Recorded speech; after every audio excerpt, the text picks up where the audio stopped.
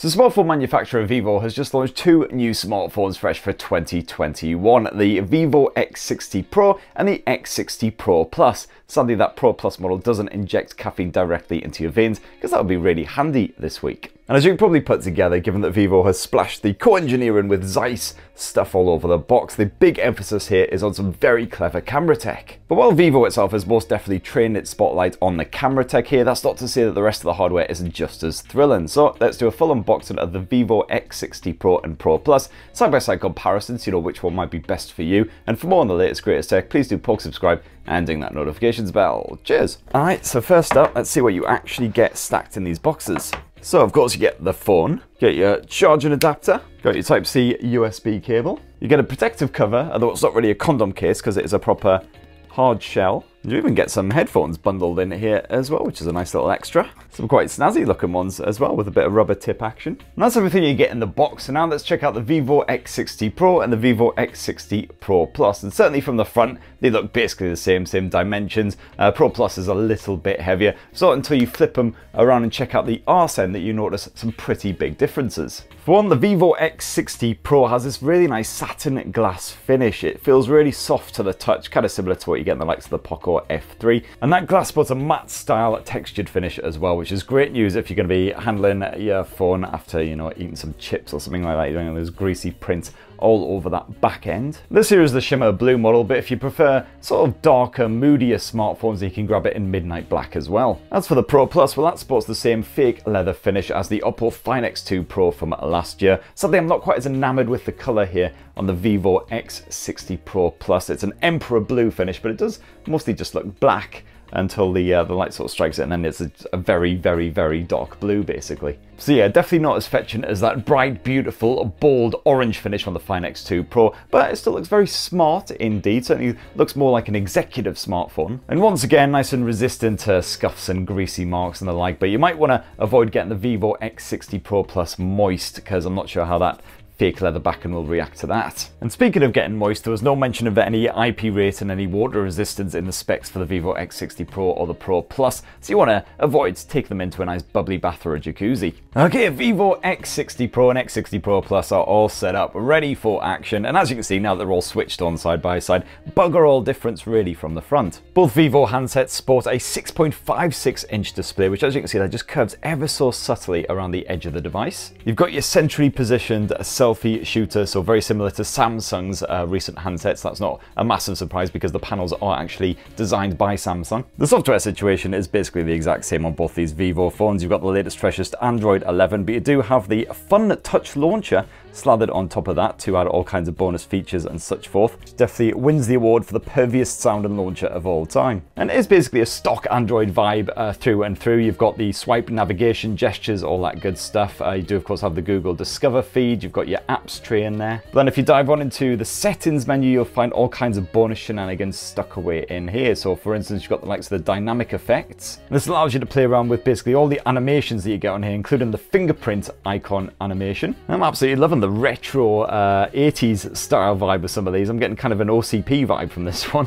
You dive on into shortcuts and accessibility, loads of great stuff in here, including that one-handed mode, which is very handy indeed, so to speak. As you can see, just a quick swipe in and out, and this will minimize everything down, making things much easier to use. One thing that does grind my gears with Fun Touch is the sheer amount of crapware that comes pre-installed on here. When you're actually setting up the Vivo X60 smartphones, you're given the option of installing extra bonus apps if you want to or not, and I was thinking, oh great, it's actually asking me if I want this bullshit like Temple Run 2? This friggin' cat thing, people still use these apps in 2021? So of course I unticked the hell out of all that, but then that didn't stop the phones from installing a whole bunch of other random that I'm never ever going to use. Like booking.motherfucking.com, no, that can just go straight away. Thankfully all these things can be quickly and easily uninstalled, but it is still a ball ache. Facebook, nope. A fair few of these I don't even know what they are. IQIY? I know, actually this looks like the kind of thing I could get behind, like really cheesy weird Asian TV shows. Sometimes these are well worth a watch. This one looks particularly stunning. Celestial Authority Academy, where poncy men in far too much makeup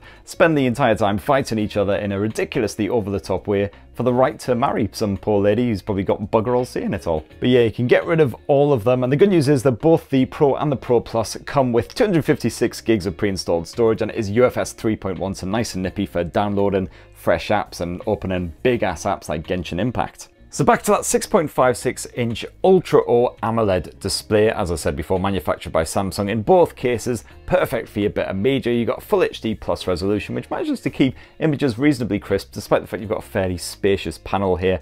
Nice poppy colors as well. You can actually jump into the display settings on both of these and play around with the color output if you want to make things a little bit more vivid and punchy, otherwise dial it back down to a more professional level. And you've got full support for HDR10 plus content streaming on the likes of Netflix as well. So as you can see there, a good bit of HDR on the go on both the Pro and the Pro Plus for that really nice sharp contrast and natural looking colors. Those blacks really are nice and deep. And like most premium smartphones in 2021, you've got a fast refresh rate on both these as well. 120 Hz they max out at. You can actually keep them on the smart switch feature, which will scale between 60 and 120 Hz depending on what app you use and what you're actually up to. Otherwise you can just leave it at 120 Hz if you don't really care so much about saving that battery life. Oh, and as I alluded to earlier, you do have a fingerprint sensor built into both of these mighty displays, and it seems perfectly responsive and accurate on both of these panels so far. As for the audio, well, sadly it is just a mono speaker setup on both the Pro and the Pro Plus, so just that bottom firing speaker. The top earpiece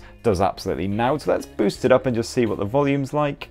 Design of the Oppo Find X3 Pro here on the Lite model, but then to be fair, for the cost of one Oppo... So that's the Pro, now the Pro Plus. It is sadly a plastic backing, which isn't great considering it does cost almost 400. I've got to say the Pro Plus is actually a tad louder than the standard Pro, although once you get to that maximum volume on the Plus, the clarity isn't quite so great. Sadly, like a lot of more premium smartphones these days, absolutely bugger all headphone jack action here on the Vivo X60 Pro and the Pro Plus, which is a real shame.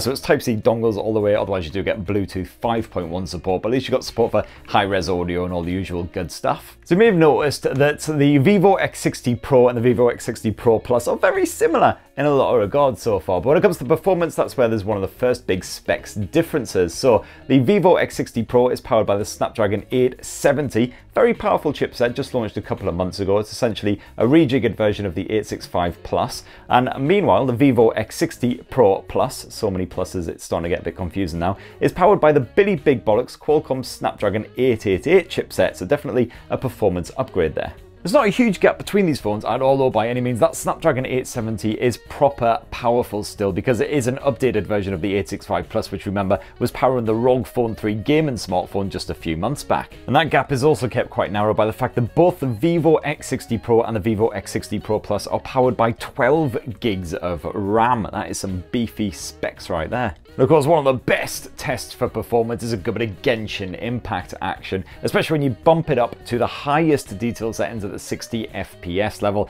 It is one serious challenge. And yes, I did see a couple of little frame rate judders on the Pro and the Pro Plus, to be fair, when things got really intensive. You know, you're in a battle with like 10, 15 other creatures. But it was just that, just a minor judder. Certainly didn't impact the actual gameplay or anything. And as I say, very rare instances of that as well. You've got 240 Hz touch response on both the Pro and the Pro Plus, so certainly everything is nice and smooth, nice and sensitive. So if you're a gamer, then both of these will definitely do the job. Shame that it's not a perfectly flat display, but hey-ho, you can't have everything. And you got yourself a good bit of 5G support on both the Pro and the Pro Plus as well, so no issues with the connectivity. As for the battery tech, well, no difference between them there. It's a 4,200 milliamp cell on both of them. Hopefully should last you the full day, as long as you don't go too crazy with that Genshin Impact. However, while the Pro has 33-watt wide charging support, the Pro Plus does actually upgrade that to 55 watts, so it is nippier once you plug it in, but there's no wireless charging support on either of these handsets. Anyway, let's move on to the big deal here on the Vivo X60 Pro and Pro Plus, which is that camera tech. And of course, it's very fashionable for smartphone manufacturers to partner up these days with optics firms, and Vivo definitely has not bucked that trend, cozying up with Zeiss for the two new Vivo phones. There are shag loads of differences when it comes to the camera hardware on the Pro and the Pro Plus. The first of those is the fact that the Pro Plus actually gets a bit of Zeiss's T-Star coating for that glass covering and protecting the lenses. This just helps to reduce annoying little issues like lens flare when you're shooting in a bright environment. For its primary lens, the X60 Pro has the 48 megapixel Sony IMX598 sensor, quite a popular camera sensor in smartphones. But you do get Vivo's Gimbal Stabilisation 2.0 as well as optical image stabilization, giving you full 5-axis stabilization. And this does an absolutely brilliant job of countering any kind of hand tremors whatsoever. So if your hands aren't particularly still, meal or you've had a few drams of whiskey on a Saturday night, the Vivo X60 Pro will help to give you clean, sharp looking shots all the same. As for the Vivo X60 Pro Plus, well, this uses the fresh, snazzy new 50 megapixel Samsung GN1 sensor with optical image stabilization built in as well. I thought to test out the camera tech, I'd take some side-by-side shots with the X60 Pro and the Pro Plus. There's not really a gulf of difference between the two, to be honest. They both produce nice, crisp, detailed photos, even in quite tricky contrast. I did find that the Pro Plus produced slightly punchier, slightly bolder colors on occasion, but apart from that, good results from both. On the ultra-wide angle front, the Pro has got a 13 megapixel ultra-wide angle camera with anti-distortion correction, and the Pro Plus boosts that to a 48 megapixel effort with Gimbal Stabilisation 2.0. So that Pro Plus will make it much easier to shoot gorgeous panoramic style scenes with that ultra-wide angle effect because you've got that gimbal stabilisation. You also have a dedicated portrait lens on both of these Vivo blowers. It's a 13 megapixel effort on the Pro, 32 megapixel on the Pro Plus, but again, both of them did a bang-up job with good old Veronica here. And well, that's it for your camera lenses on the standard Vivo X60 Pro. The Pro Plus adds a 8 megapixel periscope lens with 5 times optical zoom for getting closer to your subject. So while the standard Pro tops off at a 20 times digital zoom, where everything looks a bit cack, the Pro Plus can go all the way up to a mighty 60 times zoom. And that said, in my test shots, the Vivo periscope lens definitely wasn't half as impressive as some rivals you find likes of Samsung phones, Huawei smartphones. It didn't seem to make a huge difference in clarity compared with just the standard Pro with its digital zoom. As far as the actual camera UIs go, as you can see, they are absolutely stuffed full of different modes and features. Thankfully, quite a lot of it is automated. Like the macro mode can be automated, the HDR and all that good stuff. And by leaving the AI mode on, that actually does a really good job of swapping to the different modes when you need them as well, the likes of portrait modes. Got a dedicated night mode on both of these blowers as well for capturing low light shots. And you've got that high resolution option on the Pro Plus too. This can not only shoot 50 megapixel shots using the primary sensor, but you can also shoot a 100 megapixel shot by basically shooting lots of pics all in tandem and then combining them. The Pro mode on both the X60 Pro and the X60 Pro Plus dishes up a huge selection of manual controls, ISO level, shutter speed, a white balance, autofocus to manual focus, and you can shoot in a RAW format if you like. And if you thought that was it for bonus camera features, oh no, the more section holds plenty more stuff, including the usual moon shenanigans and all of that. There's also loads of different video options on both of these blowers too. If you actually dive into the resolution as well, as you can see, they're both set to Full HD by default, but you can jump up to 4K on the Pro and all the way up to 8K level on the Pro Plus. The Pro Plus also supports HDR10 Plus video capture as well, and you've also got widescreen options if you want to shoot more cinematic footage. And last up, you can also spin around to that 32 megapixel selfie camera on both the Pro and the Pro Plus. It's essentially the same shooter on both, and once again you can capture mighty fine looking selfies of yourself with night modes, smarts, portrait smarts, all that good stuff. And that, my friends, is how the Vivo X60 Pro and the Vivo X60 Pro Plus stack up